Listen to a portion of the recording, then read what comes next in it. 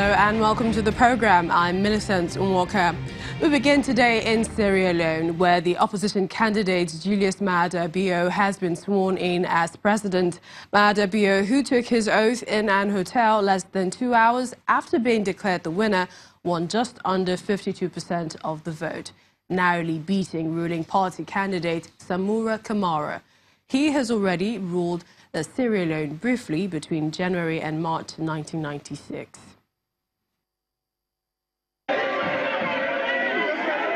Dressed in traditional white robes, Maada Bio was sworn in just before midnight at a hotel in the capital, Freetown, holding a Bible in the air, upon which he swore the oath of office to the chairs of supporters.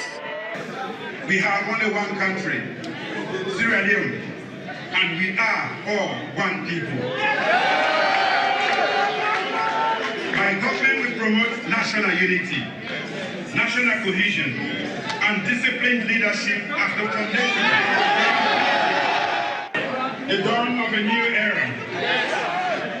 The people of this great nation have voted for change in a new direction.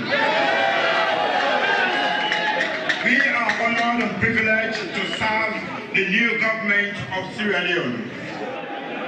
Swearing-in ceremonies normally take place in the State House, but Bio broke the tradition, holding it in a major hotel shortly after the National Electoral Commission announced he won 51.81% of votes cast in the March 31st runoff. The ruling All People's Congress candidate, Samura Kamara, got 48.19%. Supporters celebrated, saying they've been liberated. I'm the happiest man on earth. I've suffered for 10 years. Maada Bio is the right candidate for Sierra. Wonderful, great, bigger than every other thing. This nation has come out of slavery. We have been in bondage for the past 10 years. Maada Bio, who briefly ruled Sierra Leone as head of a military junta in 1996, will replace outgoing President Ernest Bai Koroma, who could not seek re-election due to term limits. He now faces the difficult task of rebuilding the impoverished West African nation's economy that was dragged down by world's deadliest Ebola epidemic and a global slump in commodity prices. In the meantime, loser of the presidential election, Samura Kamara, says he will challenge the result of the runoff. In a televised address, he says that he was rejecting the National Election Commission's results and will take legal action to correct them. He also added that the results do not reflect the party's many concerns about massive ballot box stuffing, supernumerary votes and other irregularities. As you are aware, the National Electoral Commission, NEC, has announced the results of the presidential runoff election.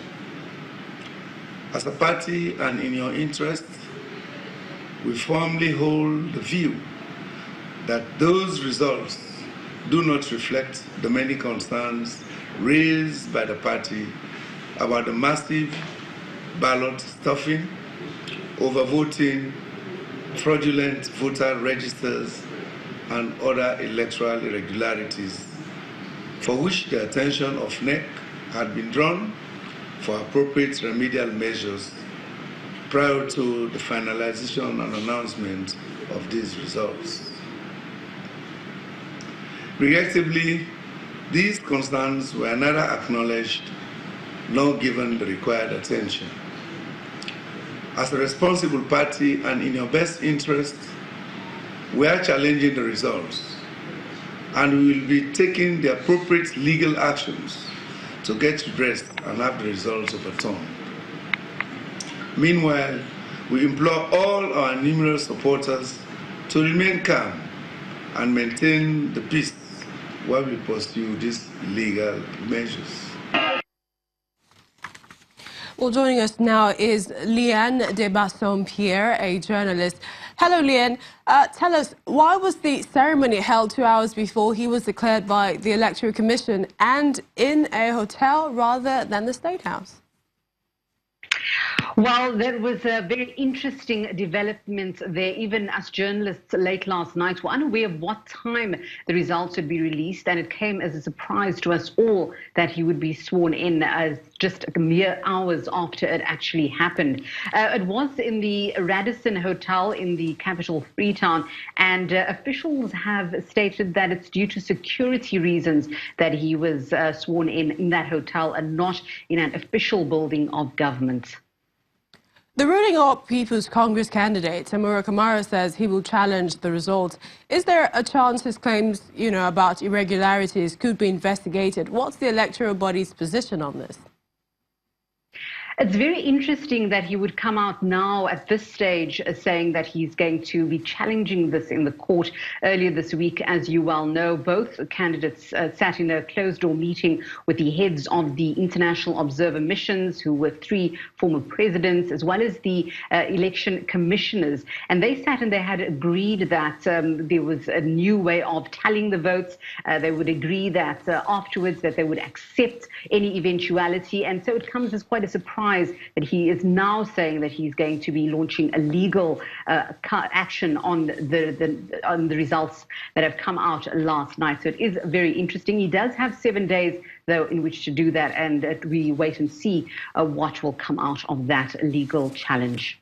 Tell us about the feeling among the population. BO supporters have been saying they have been liberated. One of them said they've been in a dungeon, but until now, is that the general mood?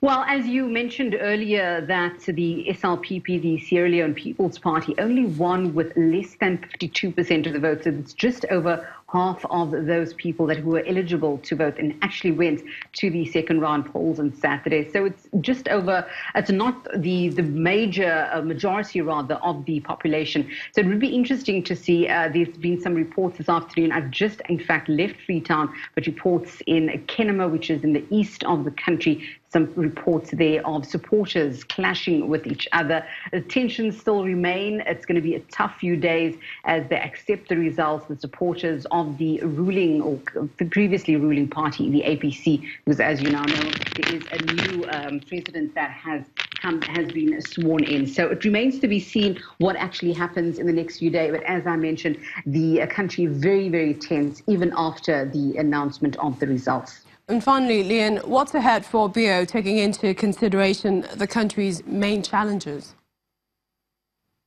Well, for the 7 million Sierra Leoneans, he's going to have to get the economy back on track that's been suffering under the huge weight of slumping commodity prices. We had the Ebola crisis there not too long ago, the mudslides last year. And so he's going to have to try to kickstart the economy somehow and provide jobs for the more than 70% youth that are unemployed. They've got huge expectations of him, and he's going to have to start getting busy trying to kickstart that economy quite soon.